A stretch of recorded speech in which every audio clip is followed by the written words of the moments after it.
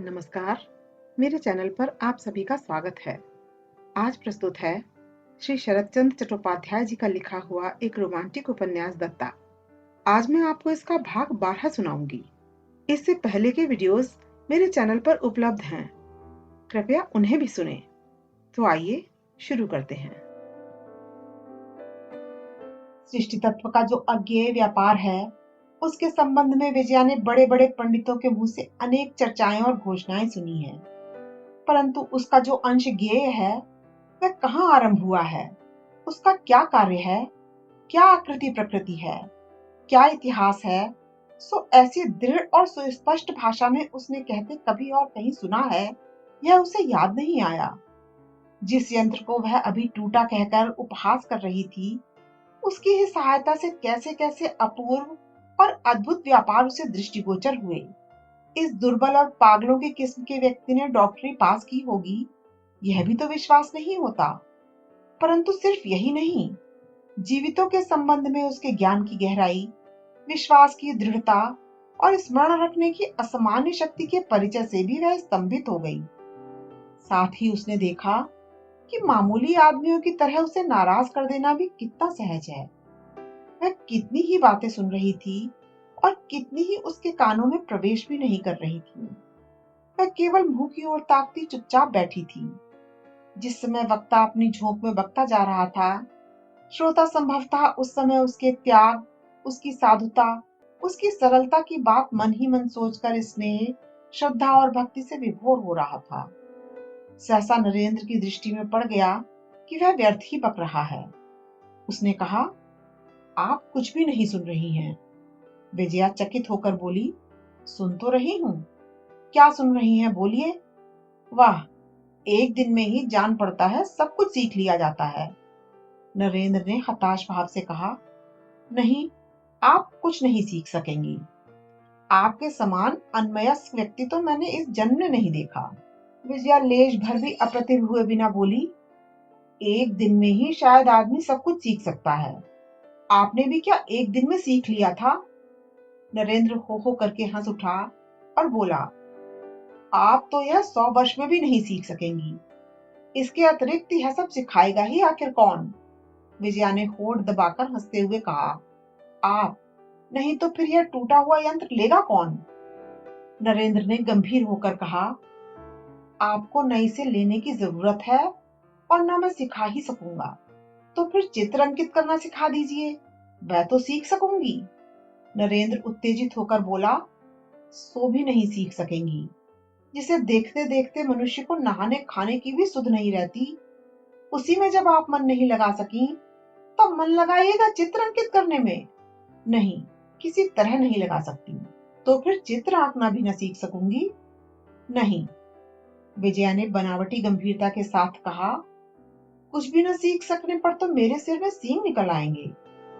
उसके मुंह के भाव और अपनी बात से नरेंद्र फिर ठहाका मारकर हंस पड़ा। उसने कहा, वही आपके लिए उचित दंड होगा। विजया ने मुंह फिराकर हंसी छिपाकर कहा, जरूर। यही क्यों नहीं कहते कि आप में सिखाने की क्षमता ही नहीं है। परंतु नौकर चाकर क्या कर रहे हैं? उन लोगों ने रोशनी क्यों नहीं की?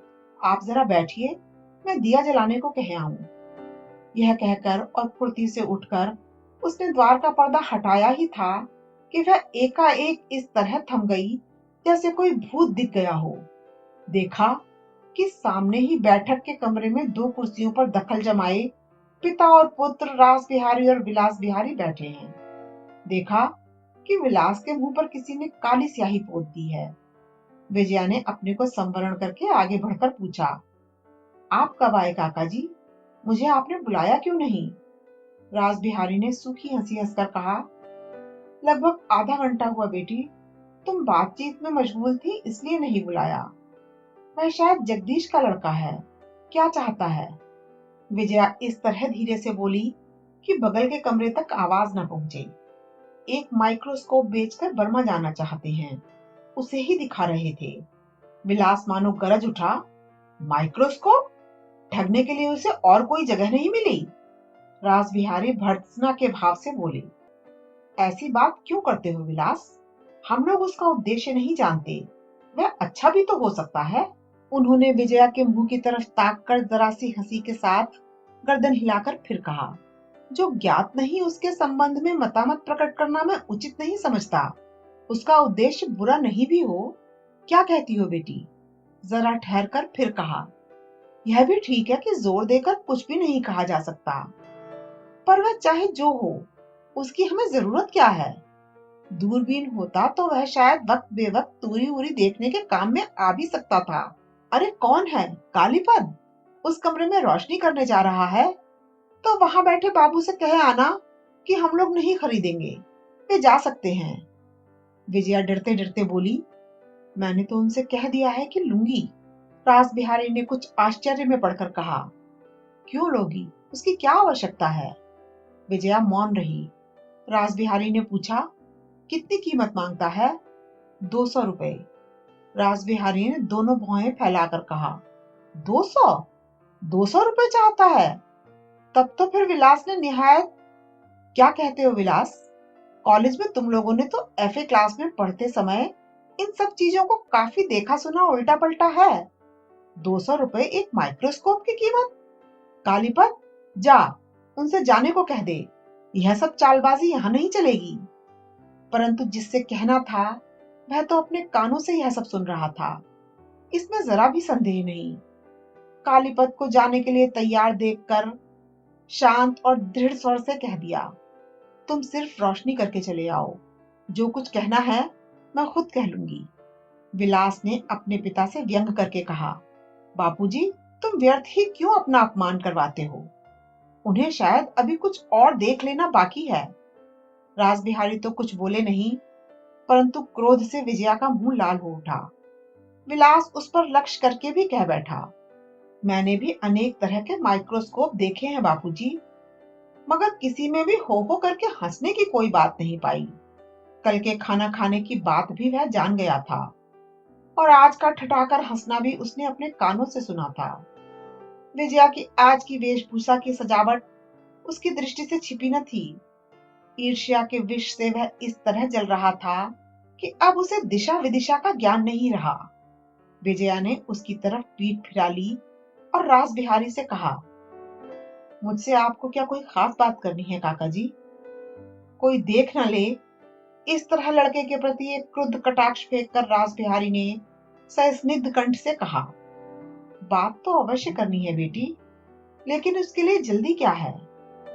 फिर कुछ ठहर कर कहा, और मैंने सोचकर देखा कि उसे बात जब दे दी है, तब चाहे जो हो, उसे लेना ही होगा। 200 रुपए ज्यादा हैं या बात की कीमत ज्यादा है? न हो तो उसे कल आकर रुपए ले जाने को कह दो बेटी। विजया ने इस प्रश्न का उत्तर दिए बिना ही पूछा, आपसे क्या कल बातें नहीं हो सकती काका जी? रास बिहारी ने कुछ विस्मित होकर कहा, क्यों बेटी?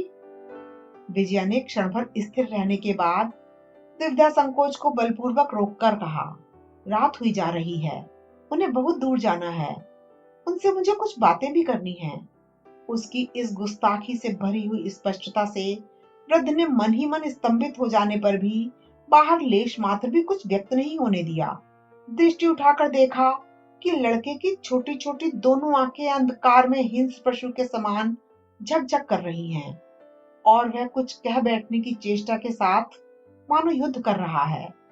धूर्त रास बिहारी ने अवस्था को पलक मारते ही समझ लिया और उसे इशारे से रोककर प्रफुल्ल हंसमुख होकर कहा, अच्छा तो है बेटी, मैं कल सवेरे ही फिर आ जाऊंगा। विलास, अंधेरा हुआ जा रहा है बेटा, चलो हम लोग चलें। कहकर वे उठ खड़े हुए और लड़के की बाह हौले से खींचकर उसके अवरुद्ध दुर्दमनीय क्रोध के फटकर बाहर निकलने के पहले ही उसे साथ लेकर निकल गए। विजया ने अब तक विलास की ओर बिल्कुल नजर नहीं डाली थी, इसलिए उसके मुंह का भाव और आंखों की दृष्टि उसके अगोचर रही। फिर भी मन ही मन सब कुछ अनुभव करके वह बहुत देर तक काष्ठवत खड़ी रही। इस कमरे में दिया जलाने के लिए आने पर कालीपद ने कहा, उस कमरे में बत्ती जला आया हूं माँ जी। अच्छा कहकर विजया अपने को संयत करके दूसरे ही क्षण दरवाजे का पर्दा हटाकर धीरे से कमरे में आ पहुंची। नरेंद्र गर्दन नीची किए हुए कुछ सोच रहा था। वह उठ खड़ा हुआ। उसकी निश्वास दबाने की व्यर्थ चेष्टा भी विजया के निकट पकड़ाई दे गई। थोड़ी देर तक चुप रहकर नरेंद्र ने दुख के साथ कहा, इसे मैं साथ ही लिए जाता हूँ। आपका आज का दिन बहुत ही खराब बीता। क्या जाने आप किसका मुंह देखकर सवेरे उठी थी। आपसे मैंने भी अनेक अप्रिय बातें की और वे लोग भी कह गए। विजया के मन के भीतर उस समय भी आग जल रही थी। मुंह ऊंचा करके देखते ही उसके अभ्यंतर की ज्वाला दोनों आंखों में दीप्त हो उठी। उसने अविचलित कंठ से कहा, मैं चाहती हूँ कि उसका मुंह देखकर ही रोज मेरी नींद टूटे। आपने सारी बातें अपने कानों से सुन ली हैं, इसलिए ही कहती हूँ कि आपके संबंध में उन लोगों ने जो असम्मान की बातें कही हैं, वह सब उनकी अनाधिकार चेष्टा है। मैं कल उन्हें यह समझा दूंगी। अतिथि के असम्मान से उसे कैसी चोट लगी, नरेंद्र ने यह समझ लिया। उसने शांत सहज भाव से कहा, आवश्यकता क्या है। इन सब वस्तुओं के संबंध में वे लोग कुछ जानते नहीं, इसलिए उन्हें संदेह हुआ है। नहीं तो मेरा अपमान करने में उनको कोई लाभ नहीं है। आपको स्वतः भी तो अनेक कारणों से संदेह हुआ था, सो क्या असम्मान करने के लिए। वे लोग आपके आत्मीय हैं, शुभाकांक्षी हैं। मेरे कारण उन्हें दुखी मत कीजिएगा। लेकिन अब रात हुई जा रही है, मैं जाता हूँ। कल या परसों एक बार आ सकिएगा। कल या परसों? परंतु अब तो समय नहीं मिलेगा। कल मैं जा रहा हूँ। यद्यपि कल ही बर्मा जाना ना हो सकेगा, कलकत्ते में भी कुछ दिनों ठहरना पड़ेगा। लेकिन दोबारा मिलने का। विजया की दोनों आंखें आंसुओं से डबडबा आईं। वह मुंह ना उठा सकी, न बात ही कर सकी। नरेंद्र खुद ही कुछ हंस पड़ा और बोला, आप खुद इतना हंसा सकती हैं और आप ही इतनी मामूली बात से इतना नाराज हो गई। मैं ही बल्कि एक बार बिगड़कर आपको मोटी बुद्धि और न जाने क्या क्या कह गया हूँ। उससे तो नाराज हुई नहीं, बल्कि होंठ दबाकर हंसती रही, जिससे मुझे और भी क्रोध हो आया था। परंतु आप हमेशा याद आएंगी। आप खूब हंसा सकती हैं। शांत वर्षा की बूंदें जोर की हवा से जिस प्रकार पत्तों से झर पड़ती हैं, उसी प्रकार इस अंतिम बात से कई बूंदे आंसू विजया की आंखों से टप टप करके मिट्टी पर झड़ पड़ी। परंतु इस भय से कि हाथों से पोंछने पर कहीं दूसरे की दृष्टि न पड़ जाए, वह निशब्द नीचा मुंह किए खड़ी रही। नरेंद्र कहने लगा, इसे ले नहीं सकी इसीलिए आप दुखी हैं। कहकर सहसा वह व्यवहार ज्ञान वर्जित वैज्ञानिक पलक मारते ही एक अजीब हरकत कर बैठा। अकस्मात वह हाथ बढ़ाकर विजया की ठोड़ी पकड़कर विस्मय के साथ कह उठा, यह क्या, आप रो रही हैं। बिजली की गति से विजया ने दोनों पैर पीछे हटाकर आंसू पोंछ डाले। नरेंद्र ने हतबुद्धि होकर सिर्फ पूछा, क्या हुआ। यह सब व्यापार उस बेचारे की बुद्धि से परे था। वह जीवाणुओं को पहचानता था। उन सबके नाम धाम जाति गोत्र आदि की कोई बात उससे अज्ञात नहीं थी। उनके कार्यकलाप उनकी रीति नीति के संबंध में कभी उससे रत्ती भर भी भूल नहीं हुई। उनके आचार व्यवहार का सारा हिसाब उसके नाखूनों पर था। लेकिन यह क्या, जो निर्बोध कहकर गाली देने से छिपकर हंसती है और जो श्रद्धा कृतज्ञता से तद्गत होकर प्रशंसा करने से रो रो कर नदी बहा देती है। ऐसी अद्भुत प्रकृति के जीव के साथ संसार में ज्ञानी आदमी का सहज कारोबार किस तरह चल सकता है। वह कुछ क्षण स्तब्ध भाव से खड़ा रहा।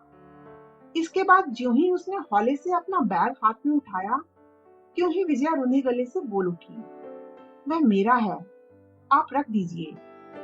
और फिर अधिक रुलाई रोक न सकने के कारण तेजी के साथ उस कमरे से चली गई। उसे नीचे रखकर नरेंद्र हतबुद्धि सा होकर 2-3 मिनट खड़ा रहा। इसके बाद उसने बाहर आकर देखा कि कहीं कोई नहीं है और भी कुछ मिनटों तक चुपचाप रहा देखकर अंत में वह खाली हाथ अंधेरे रास्ते से चला गया। विजया ने लौटकर देखा, बैग रखा है पर उसका मालिक नहीं है। वह रुपए लाने को अपने कमरे में गई थी, परंतु बिछौने में मुंह लपेटकर रुलाई रोकने में कितनी देर हो गई, इसका उसे होश नहीं रहा। पुकार होने पर कालीपद बाहर आया। प्रश्न सुनकर उसने सांसारिक कामों की लंबी जबानी फर्द दाखिल करके कहा, मैं भीतर था, जानता नहीं बाबू कब चले गए। दरबान कन्हैया सिंह आकर बोला, मैं अरहर की दाल चूल्हे से उतारकर रोटियां बना रहा था, मौका पाकर बाबू कब चुपके से बाहर निकल गए, मुझे मालूम ही ना हुआ। अभी आप सुन रहे थे शरत चंद्र चट्टोपाध्याय जी का लिखा हुआ उपन्यास दत्ता, मेरी यानी अर्चना की जुबानी। इसके बारे में आपकी क्या राय है? कृपया कमेंट करके बताएं। आपसे जल्द ही मुलाकात होगी इसके अगले अध्याय के साथ। तब तक के लिए धन्यवाद।